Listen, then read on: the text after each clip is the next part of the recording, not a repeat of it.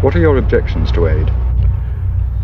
It's not so much my objections to aid, but my objections to the form which aid takes.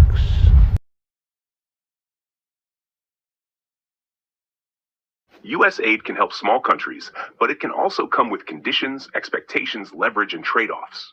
Not all aid is free money. Here are some reasons critics say small countries should be cautious. 1. Political influence and pressure. Sometimes aid creates dependency. A small country may feel pressured to support U.S. foreign policy positions.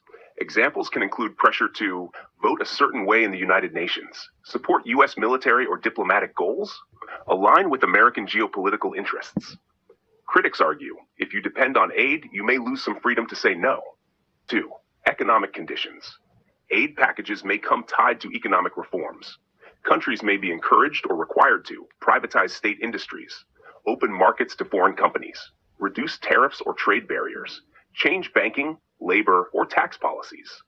Supporters say this promotes development. Critics say it can weaken local industries or allow powerful foreign corporations to gain influence. 3.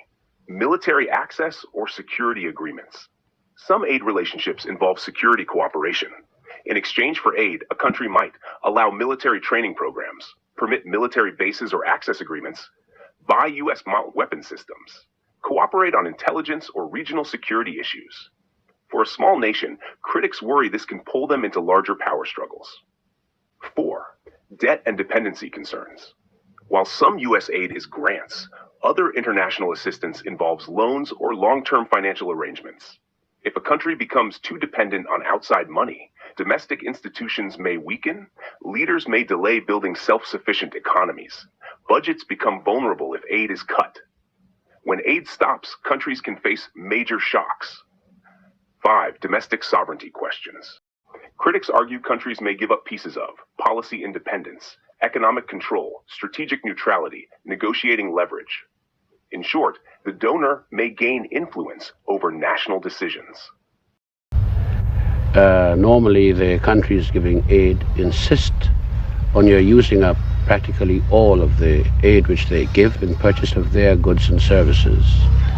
And as a former president of the World Bank has pointed out, this normally means a loss of about 1 shilling in the pound of aid to the recipient of aid.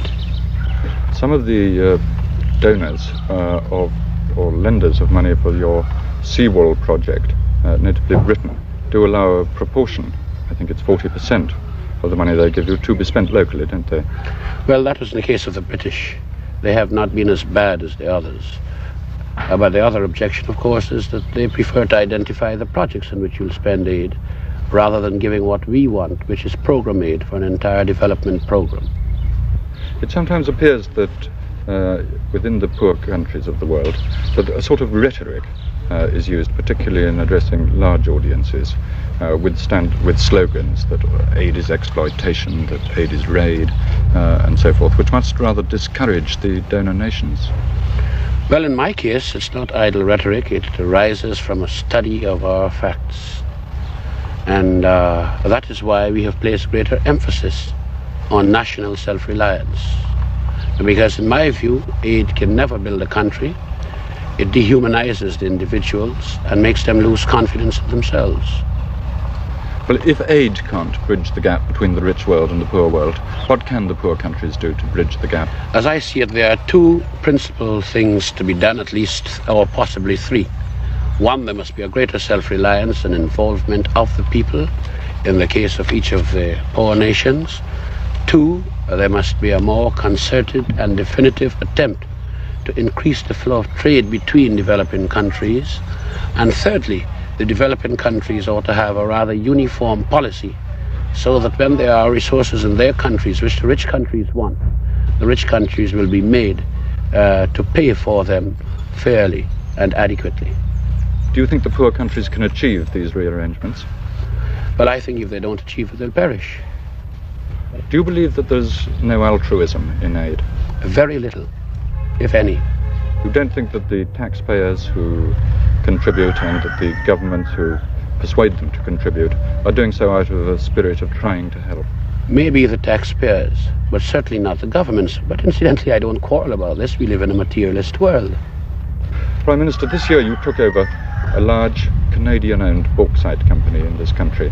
Has that resulted in pressures from the rich world on you? Oh, it certainly has. First of all, we have the pressures from the company itself, running down machinery and equipment, making it difficult at first for us to get inputs.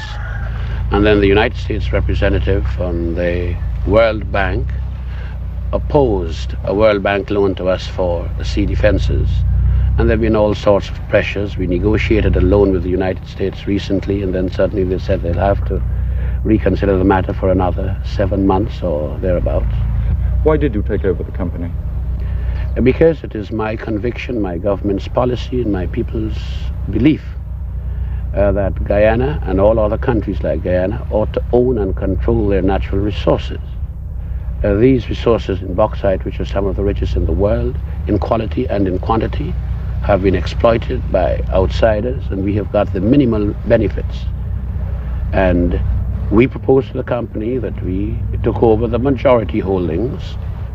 Apparently their power psychology precluded their being able to accept that, and we had to nationalize them. That's all. It's ours. Prime Minister, many countries in the Caribbean, though I know not so much Guyana, have been forced to look to tourism for development. Do you see tourism as a helpful development? Well, every country must use what resources it has. Fortunately for us, God gave us dirty, murky waters, and we don't have to be the subject of these tourists. Tourism, to my mind, for Guyana is not a good thing at this stage, because it means the importation of false and wrong values and the creation of a nation of waiters. Tourism, I think, can be all right after the country has built its own economy and has an ethic, a mores of its own, and then you can afford to let people come all around the place.